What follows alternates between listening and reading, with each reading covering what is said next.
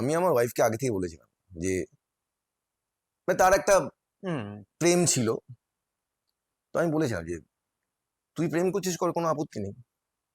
তাকে আমি ডিভোর্স দিতে বারণ করেছিলাম, কিন্তু সে তখন যা হয় অবশ্যই, তখন আমার প্রচুর অভিনয় জগতে স্ট্রাগল চলছে, তো সময় দিতে পারতাম না।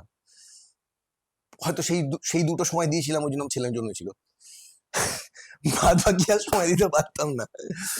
তো তখন তার মন অন্যদিকে চলে গেছে, 10 বছর হয়ে গেছিল। আমি বলেছিলাম ঠিক আছে, 10 বছর হয়ে গেছে, এখন আমাকে না ভালো লাগতেই পারে, আমি সময় দিতে পারি না, অন্য কারোর সাথে প্রেম হতেই পারে, এটা আমি খারাপ চোখে দেখি না, সেটা আমার ক্ষেত্রেও হতে পারতো। তো ডিভোর্স নিস না, অ্যাটলিস্ট ছেলে মেয়ে জানবে যে তার বাবা মা একসাথে আছে। তো তার তখন মনে হচ্ছিল না আমি তো তার সঙ্গে থাকতে আমি পারবো, আমি আর পারবো না। তো সেই সময় তার প্ল্যান ছিল যে আমি ছেলে মেয়েকে নিয়ে তার সঙ্গে থাকবো। তো আমি ওটা বলছিলাম যে তুই যেতে হয় যা, আমি কিন্তু ছেলে মেয়েকে ছাড়বো না, তাহলে কিন্তু আমার খারাপ দিক দেখতে হবে, মানে আমার খারাপ দিক তোকে দেখতে হবে, কিংবা তুই যার সঙ্গে প্রেম করিস তাকে দেখতে হবে।